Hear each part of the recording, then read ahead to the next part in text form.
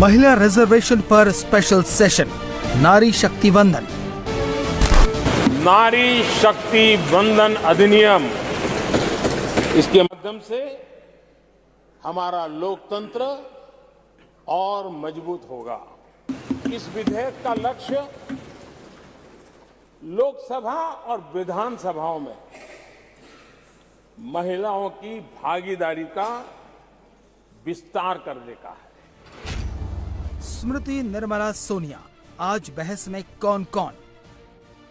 I speak on behalf of all our women. We have all been empowered by our party, by our Prime Minister. 24 घंटे में पास होगा bill, महिलाओं को हक कब मिलेगा? The Constitution 128th Amendment Bill 2023 यानी नारी शक्ति वंदन अधिनियम 2023 को सदन में पुनर्स्थापित करने की अनुमति दी जाए। आधी आबादी को हक मिलने में अब क्या है अड़चन? बिल में सबसे बड़ी खामी यह है कि इसमें ओबीसी महिलाओं को और मुस्लिम महिलाओं के लिए कोई कोटा नहीं रखा गया। पहले जनगणना, फिर परिसीमन, तब जाकर रिजर्वेशन। क्यों हम पहले जनगणना फिर डिलिमिटेशन लेके आ रहे हैं? अगर भारतीय जनता पार्टी और प्रधानमंत्री नरेंद्र मोदी जी की नीयत साफ है और वो महिलाओं को आरक्षण देना चाहते हैं तो बिल में अमेंडमेंट लाएंगे और 2024 से ही महिला आरक्षण लागू करेंगे। महिला आरक्षण बिल का क्या है परिसीमन connection? What is this bill? It just ensures that in fact women are going to be deprived till the next census, till the next delimitation exercise. 2024 से नहीं, 2029 से मिल पाएगा महिला आरक्षण।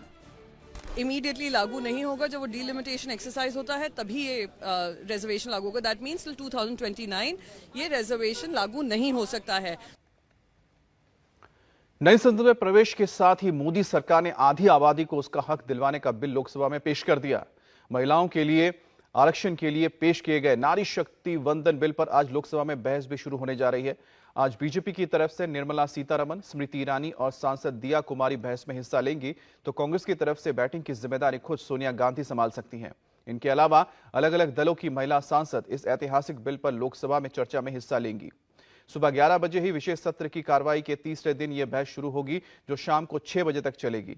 जिस तरह से राजनीतिक दलों का रुख है, उसे देखते हुए बिल का पास होना पक्का माना जा रहा है। इसलिए अब क्रेडिट लेने की होड़ शुरू हो गई है, जो आज सदन में बहस के दौरान भी दिख सकती है। या देवी सर्वभूतेषु शक्ति रूपेण संस्थिता नमस्ते नमस्ते नमस्ते नमो नमे।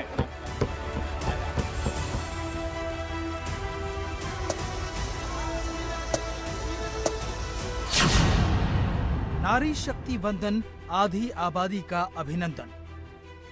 महिलाओं को अधिकार देने का, महिलाओं की शक्ति का उपयोग करने का वो काम शायद ईश्वर ने ऐसे कई पवित्र काम के लिए मुझे चुना है।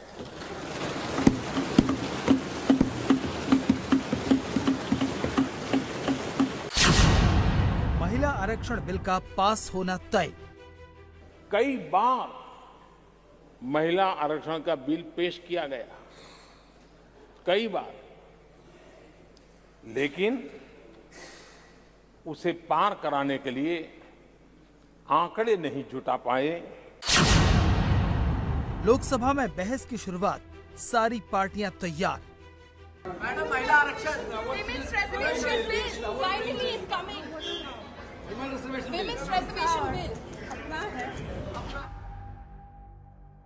संसद की नई बिल्डिंग का श्री गणेश और पहले ही दिन मोदी का सिक्सर।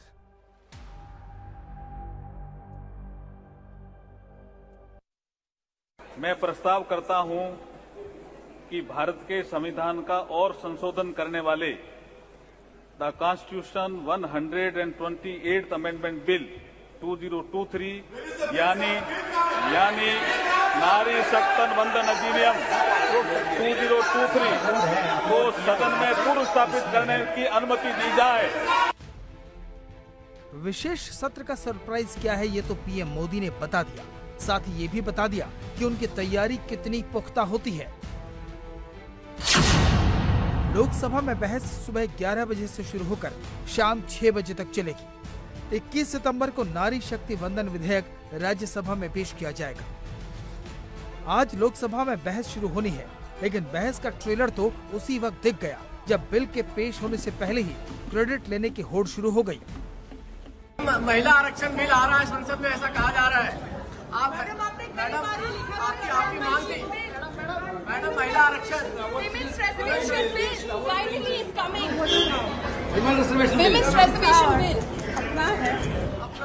आज नव भवन में नव संकल्प के साथ प्रधानमंत्री मोदी ने महिलाओं के वर्षों से चले आ रहे राजनीतिक संघर्ष को समाधान तक परिवर्तित किया। भारतीय जनता पार्टी देश का पहला राजनीतिक दल है जिन्होंने अपनी पार्टी में महिलाओं को आरक्षण दिया। लेकिन ये भी सत्य है कि जब श्रद्धेय अटल बिहारी वाजपेयी जी की सरकार थी तब उन्होंने सत्ता में रहने के बाद इस बिल को पारित करने का प्रयास किया, तब भी कांग्रेस पार्टी ने उनका सहयोग नहीं किया था। 2010 से लेकर 14 तक कांग्रेस पार्टी ने जो छल किया इस देश की महिलाओं के साथ कि सत्ता और विशेषतः सोनिया गांधी के हाथ में रिमोट कंट्रोल होने के बावजूद उन्होंने आरक्षण का ये बिल सदन में पास नहीं किया जानबूझकर। आज डींगे हाँक रहे हैं, अपना है, इतना अपना है कि सदन से गायब थे, इतना अपना है कि जब इंट्रोडक्शन का मौका आया तब वो उसका बहिष्कार कर रहे थे, चिल्लम चिल्ली कर रहे थे। इतना अपना है कि उनका बेटा पीठ दिखा के चला गया, और जब स्पीकर ने कहा कि क्या समर्थन करते हैं सब, तब उन्होंने समर्थन नहीं किया। कांग्रेस पार्टी तो ये कहती है कि गांधी खानदान ब्रह्मांड का रचयिता है। बिल क्या चीज है? तो दुनिया बनाई है गांधी खानदान ने। मतलब आज लोकसभा में महिलाओं के सशक्तिकरण वाले इस विधेयक पर गर्मा गर्म बहस होने वाली है। ऐसे में आज की बहस में कौन कौन हिस्सा ले सकता है, उन चेहरों पर नजर डाल लीजिए। बीजेपी की तरफ से महिला और बाल विकास मंत्री स्मृति ईरानी, केंद्रीय वित्त मंत्री निर्मला सीतारमण और जयपुर से सांसद दिया कुमारी लोकसभा में अपनी बात रख सकती हैं। तो कांग्रेस की तरफ से पूर्व अध्यक्ष सोनिया गांधी बहस को लीड कर सकती हैं। टीएमसी की फायर ब्रांड सांसद महुआ मोइत्रा बहस में हिस्सा ले सकती हैं। अब तक पेश किए गए बिलों के प्रावधान का विरोध कर रही समाजवादी पार्टी की सांसद डिंपल यादव भी आज बहस में हिस्सा ले सकती हैं। सरकार को 9 साल पूरे हो गए हैं और मैं समझती हूँ कि वुमेन पेंशन बिल लाना था तो ये सरकार पहले भी ला सकती थी, और ये आखिरी साल में लेके आ रही है जब इलेक्शंस आने वाले हैं। और क्योंकि इसकी बहुत बड़ी एक्सरसाइज होती है। समाजवादी पार्टी ने हमेशा समर्थन किया है, लेकिन हम सभी चाहते हैं कि ओबीसी महिलाओं का भी इसमें आरक्षण निर्धारित हो, क्योंकि आखिरी में खड़ी हुई महिलाओं को भी, जो पंक्ति में आखिरी में खड़ी हैं, उनको भी उनका हक मिलना चाहिए। और सरकार की जो मंशा है, जो इस समय वो लेके आई है बिल, क्योंकि ये 2024 में भी नहीं लागू हो पाएगा ये बिल, और ये जो 5 राज्यों के जो अभी चुनाव होने जा रहे हैं उसमें भी लागू नहीं हो पाएगा, तो ये सरकार की मंशा साफ नहीं है। पीएम मोदी ने अपील की है कि इसे सर्वसम्मति से पारित करें। आज जब लोकसभा में नारी शक्ति वंदन विधेयक पर बहस की शुरुआत होगी तो सारी परतें खुलनी शुरू हो जाएंगी। समाजवादी पार्टी के चीफ अखिलेश यादव आरक्षण में पिछड़े, दलित, अल्पसंख्यक और आदिवासी महिलाओं के लिए आरक्षण मांग रहे हैं, तो मायावती बिल में ओबीसी, एससी और एसटी का कोटा अलग से निर्धारित करने की मांग कर रही है। एआईएमआईएम चीफ असदुद्दीन ओवैसी ने तो ये कहकर बिल का विरोध कर दिया है कि इसमें मुस्लिम महिलाओं के लिए कोटा नहीं है, इसलिए वो इसके खिलाफ है। जब आप एक कानून बना रहे हैं ताकि उसमें रिप्रेजेंटेशन हो उन लोगों का जिनका रिप्रेजेंटेशन नहीं है, तो आप देख लीजिए कि अब तक 17 लोकसभा के चुनाव भारत में हुए हैं, उसमें से 8,992 एमपीज मुंतखब हुए हैं, जिसमें से मुसलमान सिर्फ 520 हैं, जो 50% का एक डेफिसिट है। उस 520 में मेरे ख्याल से मुट्ठी भर मुस्लिम खवातीन हैं। तो आप रिप्रेजेंटेशन कहाँ दे रहे हैं, किसको दे रहे हैं रिप्रेजेंटेशन? जिनका रिप्रेजेंटेशन नहीं उनको रिप्रेजेंटेशन मिलना चाहिए ना। तो इस बिल में सबसे बड़ी खामी यह है कि इसमें ओबीसी महिलाओं को और मुस्लिम महिलाओं के लिए कोई कोटा नहीं रखा गया, इसलिए हम इस बिल के खिलाफ हैं। इस बिल पर बीजेपी और कांग्रेस दोनों के सुर एक हैं। ये संविधान संशोधन विधेयक है, इसके लिए 2/3 बहुमत की जरूरत है, जो आराम से मिल जाएगा। बाकी पार्टियों के लिए भी मोदी सरकार की पूरी तैयारी है, इसलिए आज लोकसभा में इस बिल का पास होना लगभग तय है। इंडिया टीवी हर वक्त हर जगह डाउनलोड करने के लिए सर्च करें India TV news Google play store या ऐप स्टोर पर।